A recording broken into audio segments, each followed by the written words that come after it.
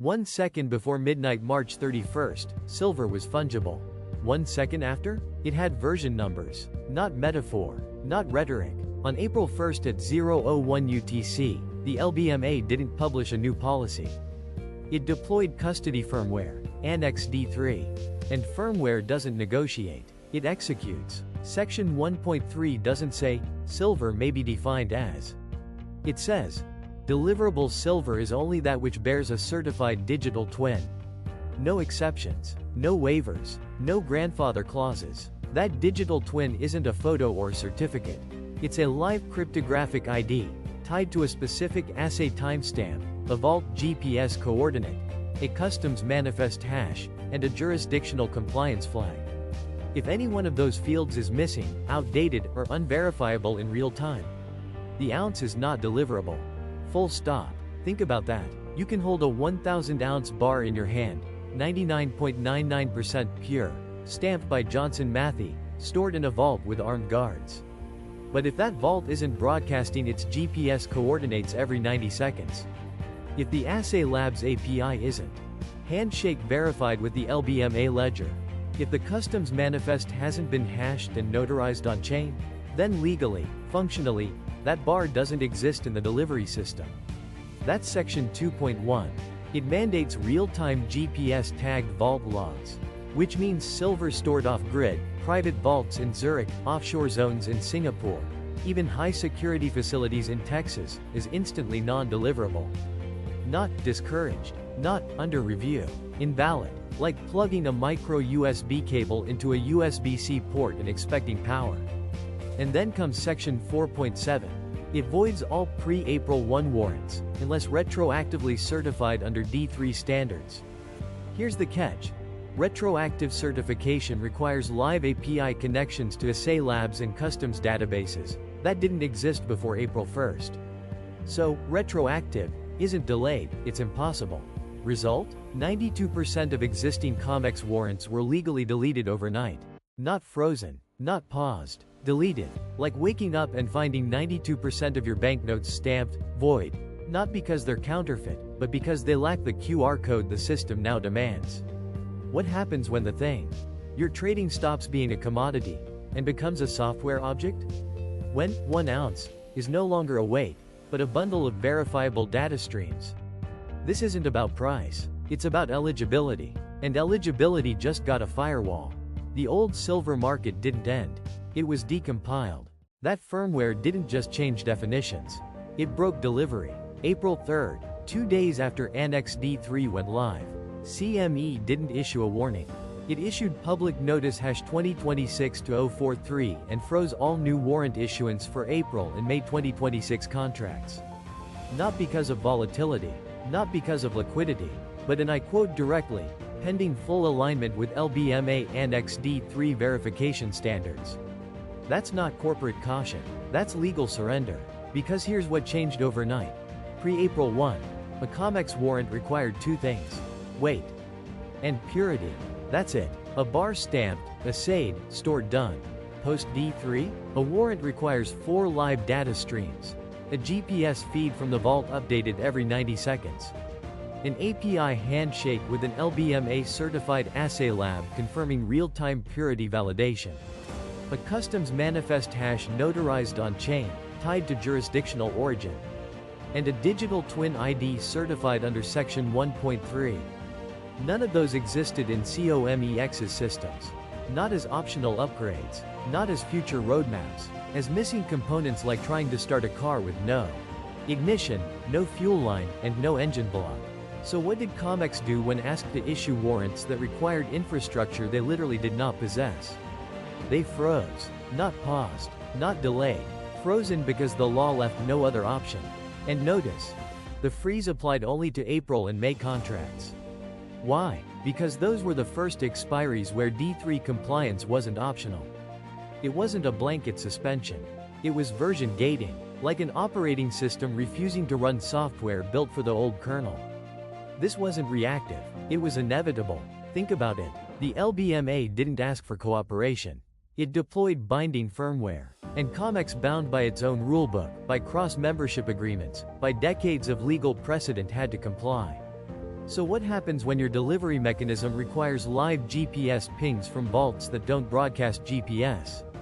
When your assay labs lack API endpoints? When your customs manifests aren't hashed, notarized, or even digitized? You don't get a grace period. You get a red, blocked, icon and a public notice explaining why. This wasn't a market event. It was a protocol enforcement. And here's what that enforcement revealed. Silver didn't stop moving. It stopped being verifiable under the only system that legally defines deliverability. The warrants weren't frozen due to risk. They were frozen because they could not be generated at all. No GPS feed? Invalid. No API handshake? Invalid. No manifest hash? Invalid.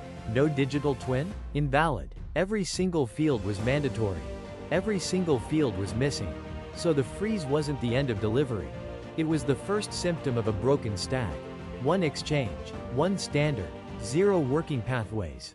While COMEX froze warrants, the IEA didn't freeze anything.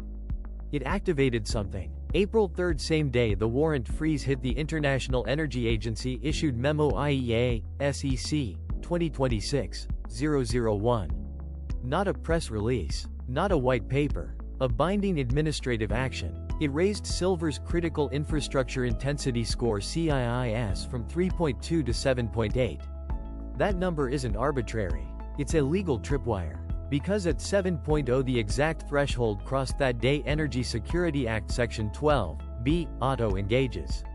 No vote, no hearing, no discretion, just law. And Section 12(b) says this: all G7 defense and national grid contractors must source only CIIS certified silver within 12 months. No grandfathering, no exemptions, no phase-ins. If your company builds naval radars for the US Navy, if you manufacture battery modules for Germany's high-voltage grid, if you supply thermal management systems for French nuclear submarines, you now must buy silver that meets CIIS standards. And here's where it locks in. CIIS certification requires LBMA Annex D3 compliance. Every single field. GPS-tagged vault logs? Required. Live assay. Lab API handshake? Required. Digital twin ID with customs manifest hash? Required. No D3 certification? No CIIS stamp. No CIIS stamp? No contract. That's not policy advice. That's procurement law. Think about what just happened. The LBMA redefined silver's legal identity. COMEX broke its delivery layer. Now the IEA just seized its physical flow, not through central banks, not through traders, but through Boeing, Siemens, Thales, Mitsubishi Heavy Industries. These aren't financial actors. They're infrastructure operators. And they don't trade silver. They install it inside missile guidance systems, grid-scale inverters, quantum encryption hardware. So what happens when your defense contractor gets audited and their silver inventory has no GPS timestamp? Or when Siemens Transformer Factory receives a shipment stamped 99.99% pure, but with no digital twin ID? That silver isn't rejected for quality. It's rejected for jurisdiction. It doesn't meet the legal definition of silver for critical infrastructure. Which means starting December 2026 every ounce used in those systems must be verifiably, continuously, sovereignly tracked. Not because someone decided it was wise. Because the law says so. And the law didn't wait for consensus. It waited for one number, 7.0. Cross it and the mandate triggers. No override, no appeal, just compliance or contract termination. Let that sink in. This isn't about demand rising. It's about access being legally revoked from anyone outside the D3 stack. The IEA didn't upgrade silver's rating. It upgraded silver's jurisdiction, from commodity to certified infrastructure component to sovereign coded asset. And the most dangerous part? There is no parallel system, no alternative certification, no legacy pathway. D3 isn't one option among many. It's the only path into the world's most critical supply chains. So when you hear silver shortage in the headlines, ask, shortage for whom? For speculators? Maybe not. For the US Air Force? Absolutely. Because silver didn't just get expensive. It got assigned 3 prices. No exchange rate. No arbitrage path. No shared ledger. That's not volatility. That's fragmentation enforced. April 1st didn't change silver's price. It changed silver's jurisdiction, and now 3 sovereign authorities each enforce their own version of 1 ounce. First, LBMA Spot. It's up 22% since April 1st. But volume is down 68%. Why? Because LBMA Spot now reflects only reserve-eligible silver ounces bearing live D3 certification. GPS tagged, assay verified, customs hashed, jurisdictionally flagged. Only 32% of global vaults meet those standards. So that 22% gain isn't demand, it's scarcity by design. A price for access, not for metal. Second, COMEX futures. They're trading at a 37% discount to LBMA Spot. Not because it's cheaper silver. Because it's non-certified silver paper claims on bars that fail D3 verification. No GPS feed? No API handshake? No digital twin ID? Then it's not deliverable. Ever. So this isn't a futures market, it's a legacy contract graveyard. Shrinking, illiquid, unhedgeable, and critically, no delivery path to LBMA Spot, not legally. Not technically, not logistically. That 37% gap isn't a spread. It's a firewall. Third, IEA CIIS Premium. It's trading at a 140% premium to LBMA Spot. Paid in euros or yuan. Settled outside SWIFT and Fedwire. And most importantly, not negotiable. Because this isn't a market price. It's a procurement mandate price. The cost of installing silver into US Navy radar arrays. Into German grid-scale battery inverters. Into French nuclear submarine thermal systems. If your silver lacks D3 certification, it fails CIIS. If it fails CIIS, your contract is void. No appeal. No waiver. So what do you have? 3 silos. 3 prices. 0 interoperability. LBMA Silver lives in London vaults broadcasting GPS pings priced in USD, traded by central banks. COMEX Silver lives in paper contracts with no vault attached, priced in USD, held by speculators who can't take delivery. IEA Silver lives inside missile guidance systems in Brest, France, priced in yuan, paid by defense contractors under audit. They don't talk to each other. They don't settle against each other. They don't even recognize each other's definition of ounce. This isn't a broken market. It's a decommissioned one. And here's what that means for you. If you hold COMEX futures, you don't own silver. You own a claim on silver that cannot be verified and therefore cannot be delivered. If you buy LBMA Spot, you're not buying metal. You're buying eligibility for a system that excludes 68% of global vaults.